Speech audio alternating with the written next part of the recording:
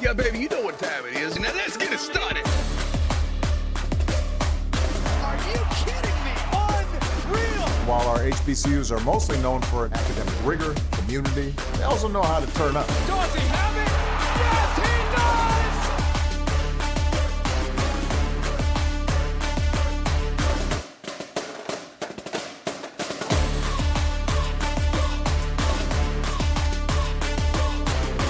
And that might be the knockout punch.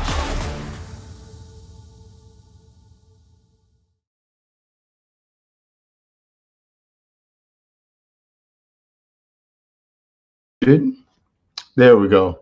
Greetings and salutations. Another episode of Fangs up here. And if you are not watching the BET Awards, I appreciate it. Not even gonna lie, or anything like that. So, but yeah, man, good times we had, and it's fun to watch. I'm not even gonna lie to y'all about that. Definitely something that I like to watch, and I enjoy kind of looking at some of the stuff from the past. You know, it's not what it has been, but you know how that goes. Trying to say I get that little StreamYard thing to go away, but it's being a stubborn lot today. So we might just let it sit there today. But man, in a matter of a couple of days, quite a bit is happening on the highest of Seven Hills as far as like just sports and everything. Like it's kind of just an interesting time and one of those weird times because you have all these things going on, but what is going on? One of the chief things is we just lost one of our major coaches. So we lost our special teams coordinator. Chili Davis is leaving us. And again, you know, kind of is what it is with that. Like, I don't know how to say it in any kind of different way. But for me personally, like, it's just one of those things. It's a tough moment because of the time of the year. Like, that's really the biggest problem with it and all the things like that. So it's just uh I don't know how to manage that, how to explain it. I'm also that little StreamYard thing. Found it.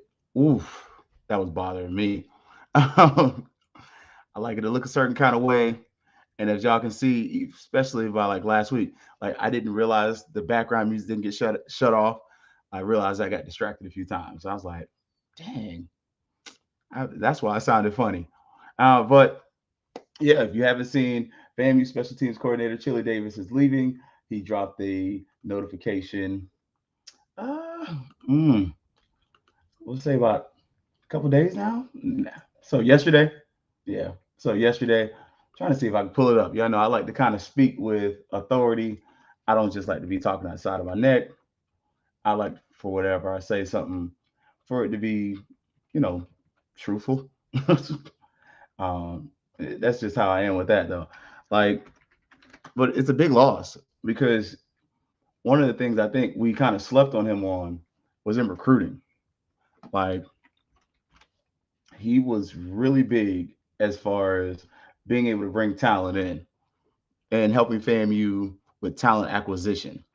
So I'll share the post for those of y'all who didn't see it.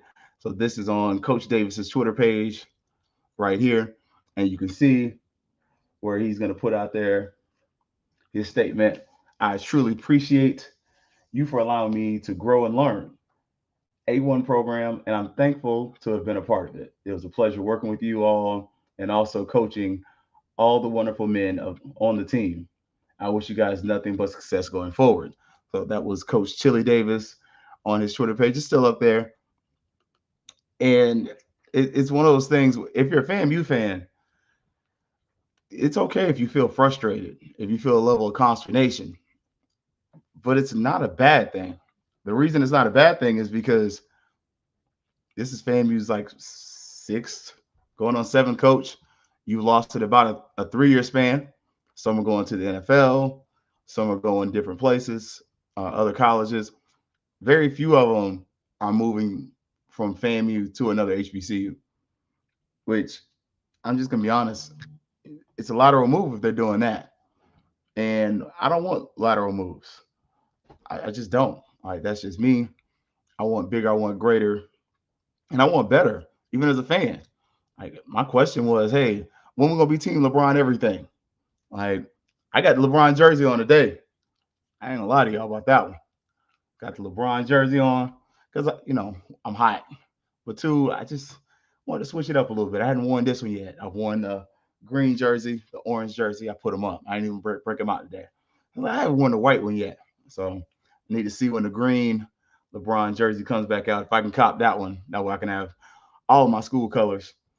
But that was a big loss. You definitely lost there as far as just the recruiting acclimate and just the skill set. Like FAMU has had a huge upper hand. And speaking of that, like right here, we're able to see Baylor. I think his last name is Payen or Payen. He is a transfer from Utah Tech, I believe. Let me come over here and double check, make sure I'm right. I like to be right. Yes, Utah Tech. He's a long snapper. That's our second long snapper in the past 2 weeks. He's transferring into Florida A&M University, and that's just I don't know where some of these scholarships are coming from. Some of these guys got to just be pure academic scholarships, but that was another get for your special teams unit. The other big get that we had today was in track. Look at that, Tyler Ascano. Tyler's a sprinter though. He runs pretty much the 160 meters as well. But Tyler's a sprinter coming here to FAMU, and you're able to see everybody's kind of getting some recruits for the most part, except for like one or two sports. And I'll be honest, with softball, I'm excited. I'm ready to see what she's bringing in because she's kind of giving you a day in the life of a coach. If you're not following our coach, our softball coach on Instagram especially, she's literally giving tips to the players on how to get recruited, telling them, hey, I'm at some of these games. I'm just sitting in the car sometimes. And she's literally telling the students how to get recruited, what she's doing, some of where she's at, where to look for her at. So I kind of like that. Just as a fan, I like it because it creates that social media buzz. One of the things FAMU's excel at that I think a lot of HBCUs are missing on. FAMU's probably one of the top brands when it comes to social media and promoting itself. I don't think many are doing it quite as well as FAMU. They might be doing it, but they're not doing it like FAMU. So we're able to see there another couple more big gets there for the FAMU athletic programs there. We also got a couple of events going on. So take y'all behind the curtain a little bit. If you haven't noticed, the FAMU, FL, the regional, Florida Regional Alumni Association Twitter page. Been able to help out with that a little bit. So with that means I get some information. So I get to share it with my peeps. If you are in South Dade, get ready, set your calendar. Monday, July 3rd, 4:30 to 8 p.m. They're having an event at BJ's so that you can meet the newly elected officials, connect with your local rattlers that are down in South Dade, and learn about the exciting upcoming chapter events. So we are looking for you to be there. They are. I'm not gonna be there. I'm not gonna lie to y'all. Don't think I'll make that event. I will be at the OBC. So if I do see some of y'all out there, throw a brother a fist bump. I do hugs occasionally if I know you, but I'm a fist bumper by trade. So if I see you throw a fist bump, what's up?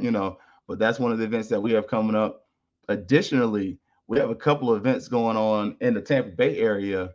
And one thing I do like about both the OBC and USF when it comes to this FAMU football season, and we're about to jump on these linebackers. So today, I got your backers. We're going to talk about who the FAMU's linebackers are. But you're going to be up there. If you're going to Tampa, you might need a hotel. They're having a touchdown in Tampa Bay, the AC Hotel Tampa Airport. That's the official hotel, sponsored by the National Alumni Association. $145 a night, not too far from the stadium. It's literally right there overlooking the airport. So I'm on the fence. I'm not gonna lie to you, because for me it's like a day trip. But I mean, I can get to Tampa in about an hour and a half, 2 hours. The only thing is that game's a 7 o'clock kick. Thank you, God. That means we're probably not getting out of the stadium until about 11. So it means I might not get on until 12, 1 o'clock. So I'm kind of thinking, but get your hotel rooms quick before they book up. You definitely know FAMUans are likely to travel to that area, not far from the mall, not far from the stadium. And they also have some ticket packages available for those that are so inclined. I'm going to share this with you. If you haven't seen, the USF is working with FAMU's Alumni Association. So they got the calling all FAMU alumni. USF Athletic Family welcomes you to Raymond James Stadium on Saturday, September 9th, as our USF Bulls play host to the Florida A&M Rattlers. So what's happened is they reserved the block of seats though. So the block seats are for $90 per ticket. That is section 234. We also have some areas that are $45. And we do have areas that are in the end zone for $25. That's probably not going to be the good end zone. That's probably the end zone without the pirate ship. But I did not study it hard enough. If you have questions, though, go check the FQFAMU Fangs Up Twitter page and the Florida Regional National Alumni Association Twitter pages, as your brother is running that. And also, I believe we got it up there on the Instagram and the Facebook page as well. But you can see the tickets up there. When you buy the tickets through them, though, $5 donation goes to the national or the Tampa Alumni Association. I intend on being there. So again, another one of those events. If you see a brother, come holler at me. Come say something. I probably won't be wearing something this informal at the game. But again, you never know. If I got to pay for my ticket, I'm definitely wearing this. It's gonna be hot. But those are some of the major events that are going on around FAMU football and around some of these upcoming games. You'll probably hear a couple more times about those, especially the one on the 3rd down in South Dade. I'll probably make sure I remind you of that coming up as well. So, but our linebackers. So I'm gonna give y'all some names you should know. You should definitely know Isaiah Major. Isaiah Major, 6 foot, 215-pound linebacker. He's number 20. And Isaiah is a tackling machine. And Isaiah kind of, it's not really a pipeline, but Independence Community College has been really good at Tallahassee in a short amount of time. Think about Jermaine Johnson, comes out of Florida State, first round NFL draft pick. Isaiah Major comes to FAMU, and this dude has 64 tackles. And he wasn't starting the whole season. Like, it's like second, third game when he takes over. But Major is there, and he was a force. Like I kind of look back at some of my old pictures. I was like, wait, dang, Isaiah Major's in some of the pictures. And then I looked at some of the videos from especially the Alabama A&M game. I was on the field for that. I was like, dang, Major's on the field for that too. Okay. And you can start to see where, yeah, he's going to be all over the field making tackles. That's going to be a guy that you're definitely going to notice. You're going to feel his impact, and it's going to be there. It's going to be there. Another guy I got, Jordan Moore. Jordan Moore, the converted safety from Kilgore College, Texas A&M transfer. Before that, converted safety, and that was my question when he came in. Like, what's this guy going to be? Because I was like, looking at him hit, I don't know if I think he's that much of a safety or if he can slide down the linebacker. And true to form, he slides down the linebacker, and they're saying he's laying the wood. And I got him as a thumper. Like, he's dude. I'm glad we think of linebacker because he's a guy I could easily see, you know, this ain't real wood, but I'm going to knock on it. He got to be careful in targeting penalties, like, because he can hit and he can lay the wood. And now the other one I got, these are my guys you definitely need to know. John Chaney Jr. and 6'2", 230. He had 48 tackles last year. I got him as another tackle machine. And you're like, where did I seen him before? That's him. He's number 28. Because I was like, I know we don't have a running back number 28. And I had to look through. I'm like, that's Chaney. That's a linebacker. Okay. All right. Okay. I see what you're doing there. But that dude is going to be in there. And FAMU really doesn't normally run three linebackers. So we got a lot of guys that are in there. And we got some guys that you're going to want to keep an eye on. Like, again, I don't know where these guys are going to come from, like, at all. So, now we'll have some newcomers and guys that you may want to know about. But first, Cable Buster TV. Who you gonna call? Cable Busters for NFL, NBA, pay-per-view, local TV, $35 per month on up to 33. Oops, I almost said 35. Hot. Up to 3 devices. 813-360-1902. CableBusterTV.com is the website. Hit them up. Who you gonna call? Cable Buster. And y'all can tell I'm kind of excited. Like, I'm a high energy person. Just came back from my 20th high school reunion last night, so make sure we missed the picnic this morning because it was gonna be hot and I had to drive. But these are some newcomers, guys you may want to know about. I got Travis Moss in there, 5'10", 210. He's a transfer from Memphis, so he's a Florida guy coming back home. I wonder if he does the opposite of Moore. Does he slide to safety just because of that height? 5'10", 210. That's a good size, and that's a guy that you can kind of have get lost behind defensive linemen, but especially as a safety, man, you send him on a blitz.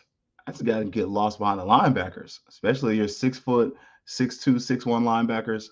He's 5'10". He's not a huge dude height wise.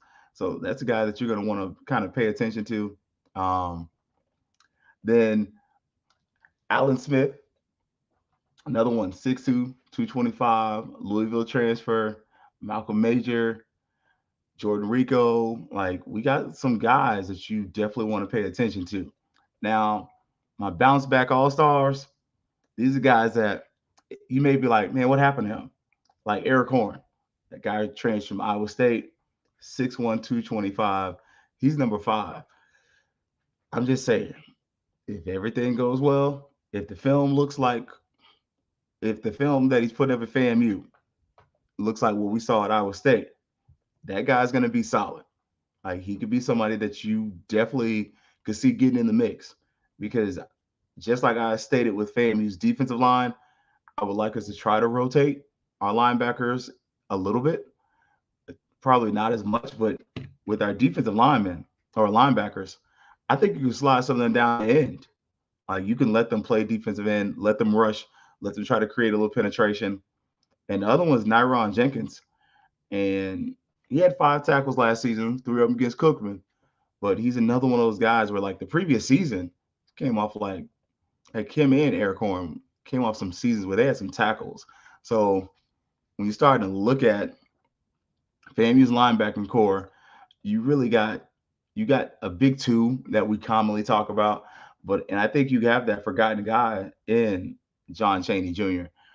But your top two are Isaiah Major and Jordan Moore. Those are the ones we're all talking about. And if you haven't seen the latest video of Jordan Moore just sat up there and broke Isaiah Land's record for one of the workouts that they do. I don't remember the technical term of it because as much as I do like the gym, I haven't been going faithfully. And I'm looking over here to pull it up. I'm sorry because I'm pretty sure I shared it on the Fangs of Twitter page, but I just wanted to I want to see that. Yes, I did. So here we go. And this is actually General Hunt. So you can see right there. I mean, I don't know if you can see how many plates it is, but look, these are like, nah, I'm gonna get one more. I think that's 4 plates on each side. I don't lift weights like that anymore to do the math on top of my head, but you can start to see again. I told y'all General Hunt's like 300 pounds. That does not look like a 300-pound guy, like 285, 270. Like I just saying, and that is from FAMU Athletics on their page. So that morning, Jordan Moore broke the record that Isaiah Land had, and then General Hunt broke the record after that. so so it didn't last long, but you can start to see. To me, FAMU's defense is really where it's at as far as like some of your strength and some of your pop. Like you're gonna see a lot from there, and you're gonna see some active players there. I definitely am wanting to see more of that. And within FAMU's linebacking scheme, they're not called to do a lot as far as blitzing. Like they don't blitz too much. We run a zone-based defense. So a lot of times they're asked to be in coverage and make tackles. And considering their Isaiah Major's a solid tackle. Like I just put that there. He's getting 60. He got 64 last year. Sorry. And Lil Boosie's over there dancing real funny if you watch the BET Awards. But he's a solid tackler. And so you're able to see like 64 tackles. That's going to be something that is going to be exciting. Now, my question is going to be a little bit with Jordan Moore because he is 215, but he's also kind of got that reputation of a thumper. And most times, guys that are known as thumpers aren't always known as guys that wrap people up.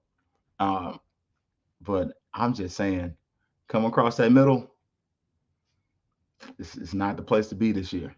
Not if you're going against FAMU. Like that's going to be one of the most dangerous places to be.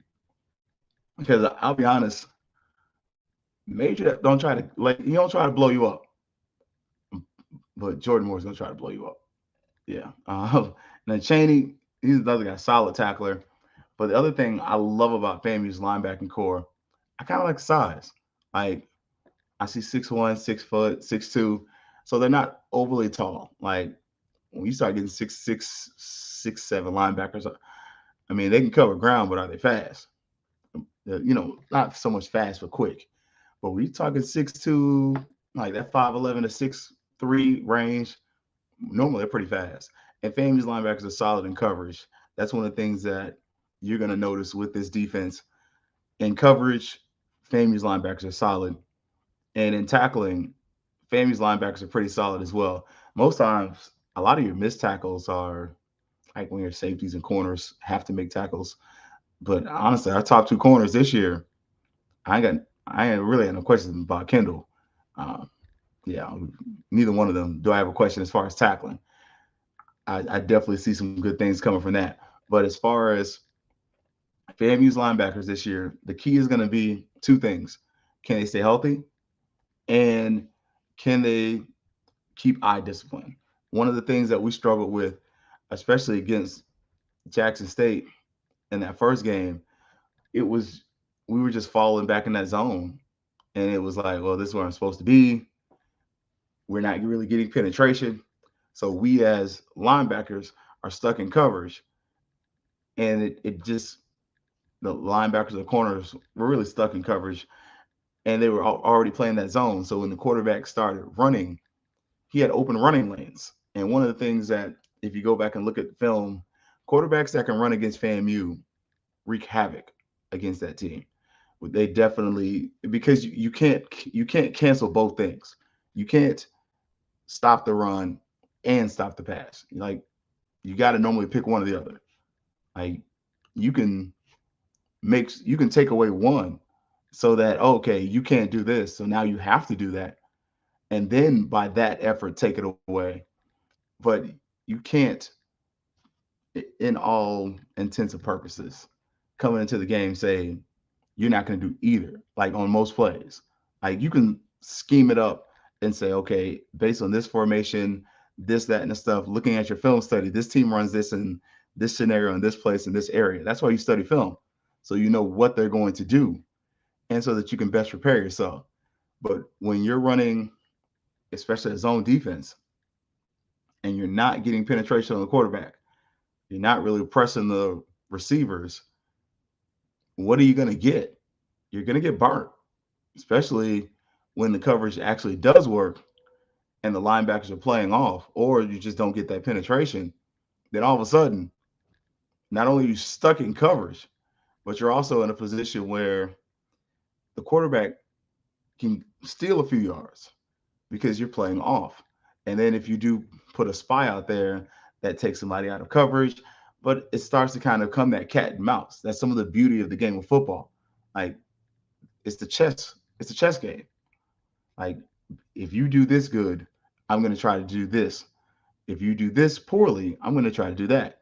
And I think when it comes to FAMU's linebackers, what they do well is tackle.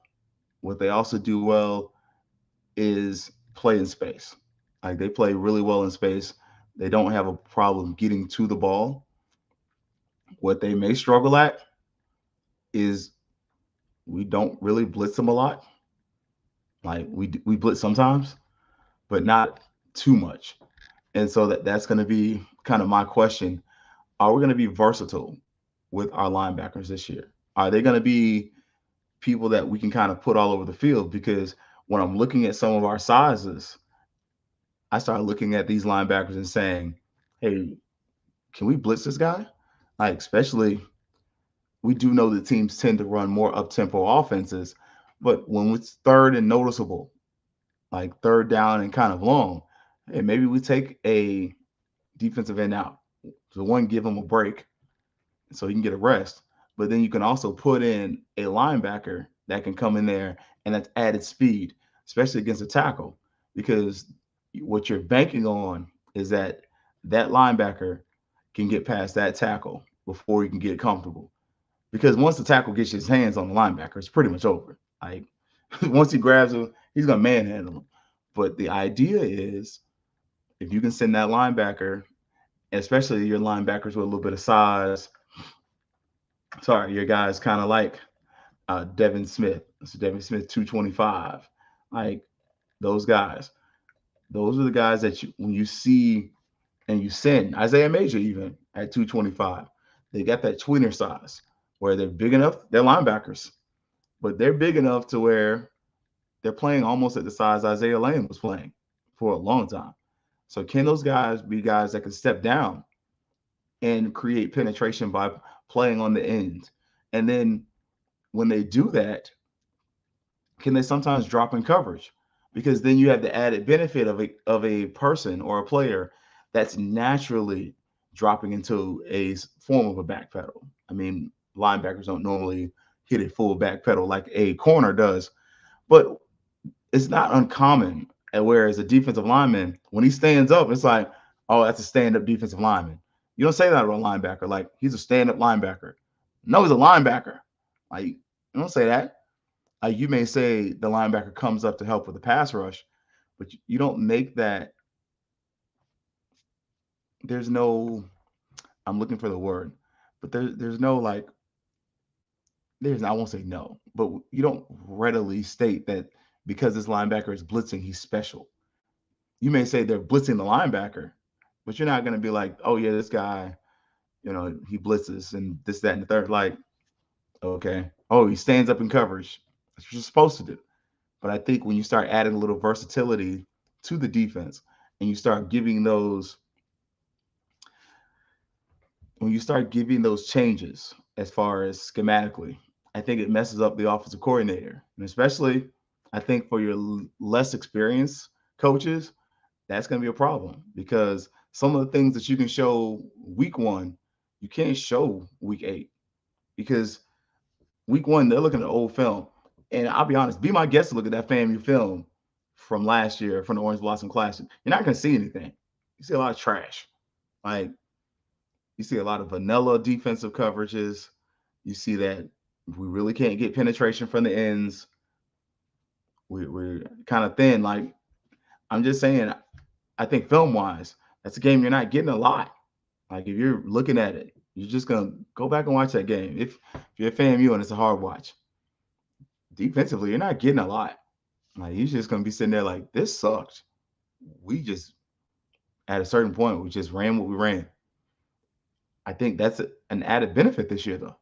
I think this year because you can go looking, if you're Jackson State, you can look at the Alabama State game. You can look at the Alabama A&M game, to a certain degree, the Valley game, and I would look at the first half of the Cookman game, and you can see games where defensively you can take something away. But even with that, that's Isaiah Land on that defensive line. That's not some of these guys, and Land doesn't play in that Cookman game, so you kind of can look there and take something from that. But as far as with the linebackers, you're going to see a lot of them making tackles in coverage after somebody's run the ball. But they're the guys. They're not the first line of defense. They are the second line of defense. But a lot of times, they're the guys that make the tackles. And they are a lot of times the most important guys really in the defense, because when they don't make it happen, it tends not to happen. So we're going to be able to see what goes on with that. One more before we go, though. We do have Results Only Fitness. So go check out Results Only Fitness. Founders 40 pre-sale membership special for everybody. So results are for everybody, 40% off per month, free month if you sign up before July the 10th. Hurry up. July the 10th is quickly approaching. That is for those who live in the Atlanta metropolitan area. So again, go check them out. You can actually see the phone number up there up top, 470-580-1562. And it's a 24-hour gym. Also has specials for those who want to do personal training and bodybuilder, FAMU, and good dude. So good time to be had, man. So that's our linebackers, though, man. I know y'all probably watching them BET Awards, Migos, all that good stuff. So come back Thursday. We're gonna go up here. We're gonna talk about the secondary, and that's pretty much, we're gonna leave it out there because with special teams, I don't know what to tell you. Like, I'll be honest with you, I could lie, but FAMU special teams, even within the last week, has changed so much. I mean, you've added 2 long snappers, you've added another kicker. I really, we're going to look at the secondary. And then after that, we're going to jump into the Orange Blossom Classic. We're going to talk about that. I'm going to tell you who I think is going to win by 20. And then we're going to work through the season. But I'm going to tell you why I think we're going to win by 20. I'm not going to sit up here and just blow smoke up your butt.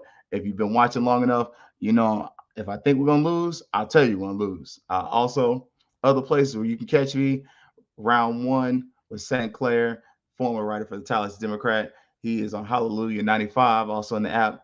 Been able to be a co-host on his show for the past couple of months. Also, Florida Regional National Alumni Association, Florida A&M University. We've taken over that Twitter page, trying to make some things happen with that. Just trying to make sure, so for all my FAMU alumni, especially alumni associations, make sure, tell us what's going on so we can get the information out there to the masses.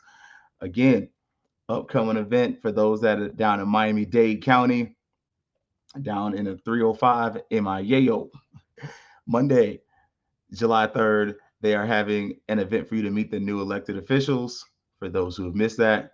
Also, they are having over there in Tampa, get ready. September 9th is quickly approaching. Touchdown in Tampa Bay. AC Hotel, Tampa Airport is going to be the official FAMU NAA Tampa chapters hotel. Really, it's the NAA's hotel from what I've been able to receive. And the other thing we have, if you did not see, share one more again. USF is partnering. So shout out to USF. I'll be honest, a lot of schools don't do this, but USF is partnering with FAMU and the National Alumni Association in Tampa. And what they are doing is they have reserved blocks, and they purposely reserved the blocks close to the band. They know you want to sit near the band. Some of these seats are padded seats, and some of the seats do have access to the luxury boxes at Raymond James Stadium. I will tell you, on a hot summer's day or end of fall day, yeah, you might want that. I will have to look. Let me pull this up here so you can see. They even mark the seats, kind of where you're sitting at. It is section, 234 and 231. So those are over here. So that is visiting bench, and that's actually not too far from the pirate ship. So if you're looking, the pirate ship is over here, if I'm correct. So no, I think the pirate ship's on the other side. So anywho's, but that's kind of where it is. I think the pirate ship's on the other side. But that being stated, the tickets are there. You can find this information on the FQ FAMU Fangs Up Twitter page, Florida Regional National Alumni Association Twitter page, Facebook, Instagram. It's there. So you have all that going on. And then Orange Blossom Classic is coming up as well. So good times to be had by all. Man, look, appreciate y'all time though. I know y'all could be watching the BET Awards, but you're watching me. So that being stated, shout out to Herb Seward, Black Techies. Check them out. They just had an episode, man. So go check them out. Did retweet that and share. Check it on YouTube as well. Also, shout out to HBC Digital Network. This is home. Appreciate y'all as always. And as always, it's going to be Fangs Up. Yeah, baby, you know what time it is. Now let's get it started. Are you kidding me? Unreal! While our HBCUs are mostly known for academic rigor, community, they also know how to turn up. Does he have it?